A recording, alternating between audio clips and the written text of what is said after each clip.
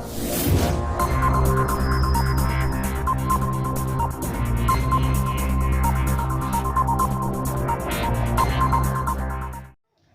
Friend, कैसे हैं आप लोग? उम्मीद करते हैं बहुत अच्छे होंगे। हम अपने चैनल पर आज से है ना हिंदी विषय की हिंदी व्याकरण संबंधित वीडियो डालना शुरू किए हैं, जो कि आपको पूरा हिंदी व्याकरण का कवर करवाएंगे, है ना। वो आप 10th या 12th बोर्ड एग्जाम दे रहे हैं या फिर कोई कॉम्पिटिटिव एग्जाम दे रहे हैं जिसमें कि हिंदी पूछा जाता है, तो उसमें से आपको संधि हो, समास हो या वर्ण हो या भाषा के आधार पर हिंदी व्याकरण की टोटल चैप्टर हम अपने वीडियो में कवर करवाएंगे, है ना।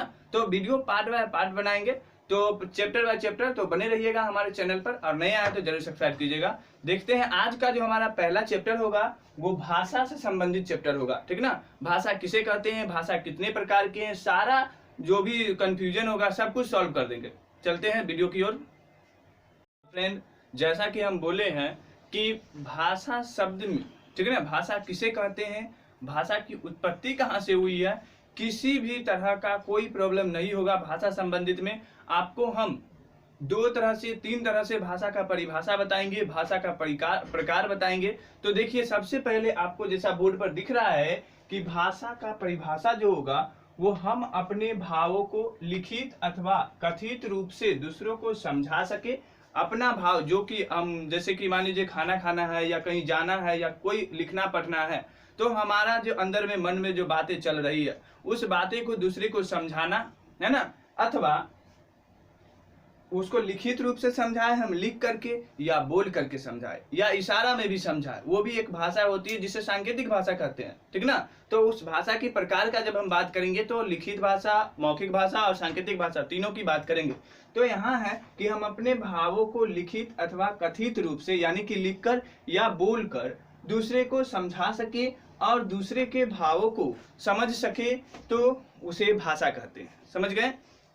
तो क्या कहते हैं उसको? भाषा कहते हैं। यानी कि हमारी बात कोई समझ सके और उसका बात भी समझ सके, तो उस दोनों की बीच की भाषा कहेंगे। ऐसा नहीं कि हम इंग्लिश में बोल रहे हैं, कोई संस्कृत में बोल रहा है और हम उसकी बातों को नहीं समझ रहे या मेरी बातों को नहीं समझ रहे, तो हम दोनों के बीच में वह भाषा नहीं हुआ। समझ गए ना? यानी कि मेरे बातों को आप समझ सके और आपकी बातों को हम समझ सके, तो वह हम दोनों के बीच में भाषा हुआ। अर्थात भाषा एक माध्यम है जिसके द्वारा हम अपने विचार प्रकट करते हैं, है ना, अपना विचार प्रकट करते हैं। ऐसा भी आप परिभाषा अगर इतना बड़ा अगर कभी मान लीजिए कि भूल रहे हैं तो इजी, तो आप यह भी कह सकते हैं कि भाषा एक माध्यम है जिसके द्वारा हम अपने विचार प्रकट करते हैं। और एक बात बताते हैं कि भाषा का अर्थ क्या होता है, भाषा कहाँ से आया है। तो भाषा शब्द जो है वो भाषा संस्कृत की भाष धातु से उत्पन्न हुआ है और इसका अर्थ है बोलना। भाषा का अर्थ क्या है? बोलना, जो कहाँ से आया है? संस्कृत की भाष धातु से आया है। अर्थात भाषा वह है जिसे बोला जाए, ठीक ना।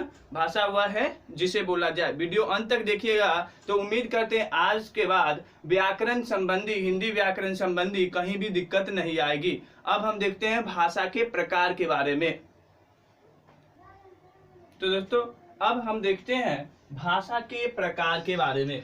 भाषा के प्रकार के बारे में हम बात करेंगे कि भाषा मुख्यतः कितने प्रकार के होते हैं। जब ऐसा लिखा रहेगा या ऐसा पूछा जाएगा आपसे कि भाषा मुख्यतः कितने प्रकार के होते हैं, तो भाषा मुख्यतः 2 प्रकार के होते हैं, एक मौखिक भाषा और दूसरा लिखित भाषा। एक मौखिक भाषा और दूसरा लिखित भाषा। समझ गए? अब पूछा जाएगा कि भाषा कितने प्रकार के होते हैं सीधे, तो उस तरह से भाषा 3 प्रकार के होते हैं, एक मौखिक भाषा, एक लिखित भाषा और एक सांकेतिक भाषा। समझ गए ना? तो बहुत व्याकरण में आपको लिखा रहेगा तीनों भाषा और कहीं कहीं पर अलग छाट दिया जाता है ना। तो कुछ विद्वानों का ऐसा मानना है कि एक सांकेतिक भाषा होता है जिसमें ना आदमी बोल सके और न लिख सके, यानी कि न वो बोल सकता है, गूंगा हो, है ना, और उसको लिखने भी नहीं आता है ना।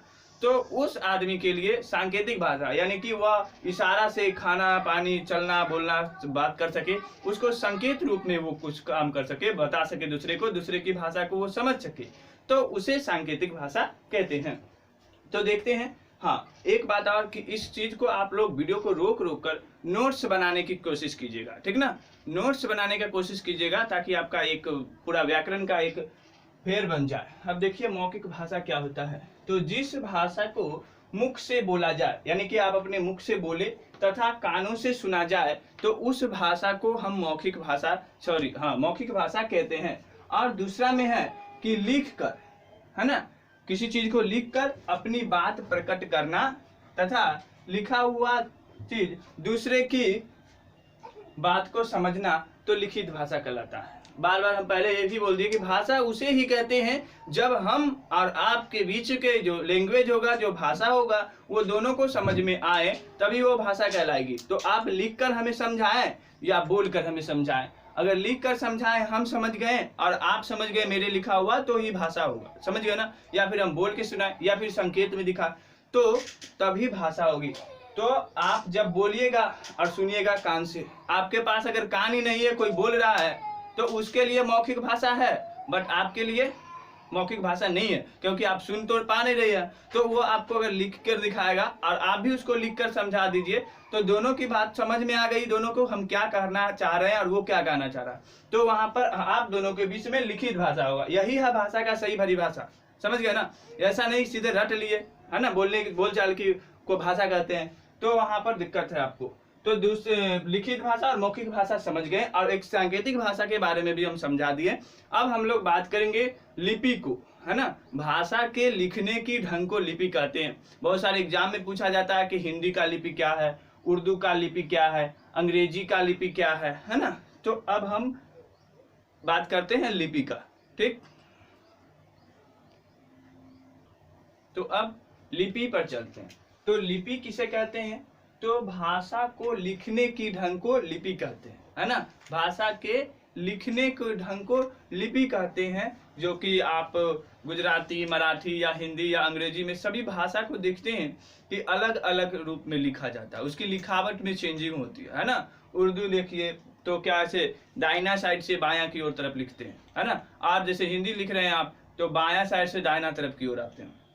तो यहाँ पर हम देखते हैं कि कुछ प्रमुख भाषा और उसकी लिपि के बारे में बात करते हैं, जो कि बहुत सारे कॉम्पिटिटिव एग्जाम में पूछा जाता है। और अगर आप एग्जाम देने के लिए बैठते हैं, तो आपको सबसे पहले लैंग्वेज के साथ साथ आपको लिपि, है ना, भी सिलेक्ट करना होता है वहां पर, है ना, कि आपका लिपि कौन है, किस लिपि में आप, यानी कि किस ढंग में आप लिखिएगा अपने भाषा को। हिंदी में लिखिएगा अगर, तो भाषा लैंग्वेज के पास आपको हिंदी में कलर करना ही है। उसके साथ साथ आपको देवनागरी, यानी कि हिंदी भाषा की जो लिपि होती है वो देवनागरी होती है, तो वहां पर आपको लिखा रहता है हिंदी।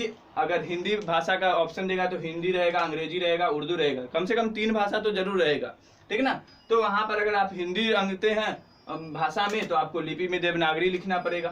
अगर अंग्रेजी लिखते हैं तो वहां पर आपको रोमन लिपि, उर्दू है तो उर्दू का लिपि फारसी होगा। तो इस तरह से कुछ प्रमुख भाषा की लिपि की जानकारी हम देखते हैं। हिंदी का हो जाएगा देवनागरी, पंजाबी का गुरुमुखी, और बांग्ला का बांग्ला, अंग्रेजी का रोमन लिपि, और उर्दू का फारसी लिपि, गुजराती का भी देवनागरी लिपि। तो यहाँ तक बताएं, अभी तक हम भाषा सीखे, भाषा के प्रकार सीखे, लिपि किसे कहते हैं, और लिपियां, कुछ प्रमुख भाषा की लिपि सीखे। अब हम आगे यह बताएंगे कि हिंदी का इतिहास बताएंगे, है ना। हिंदी पूरे विश्व में कितना नंबर की भाषा है, भारत में कितने नंबर की भाषा है, भारत में लगभग कितने आदमी हिंदी को बोलते हैं, और सबसे पहला परिवार कहाँ से मतलब कि हिंदी बोलना शुरू किया। तो देखिए आगे। तो अब आगे की टॉपिक जो है वो देखते हैं कि हिंदी को बोलने वाला पहला भाषा परिवार कौन था। तो हिंदी को बोलने वाला पहला भाषा परिवार तो हिंदी को बोलने वाला पहला भाषा परिवार के बारे में बात करते हैं। वह 2 देशों को मिलकर एक शब्द बना था, वो था भारोपीय, ठीक ना। भारोपीय परिवार बोला जाता है। कि पूछा जाता है कि हिंदी को बोलने वाला पहला भाषा परिवार कौन था, तो वह होता है भारोपीय, जो कि भारत और यूरोप, ये 2 देशों था जहां की हिंदी बोला गया सबसे पहले। और उसके बाद हम जानते हैं कि सबसे प्राचीन भाषा कौन था, और वह किस रूप से हिंदी में रूपांतरित हो गया, है ना, परिवर्तित हो गया। तो सबसे प्राचीन भाषा जो था वो था पाली। पाली के बाद हो गया प्राकृत भाषा, और प्राकृत से हो गया अपभ्रंश भाषा, और उसके बाद बना है हमारा हिंदी। एक बार क्रम जरूर याद रखिएगा कि सबसे प्राचीन भाषा जब पूछा जाएगा तो पाली, पाली के बाद का भाषा प्राकृत भाषा, उसके बाद का भाषा अपभ्रंश भाषा, और उसके बाद जो हमारा बना है वो है हिंदी।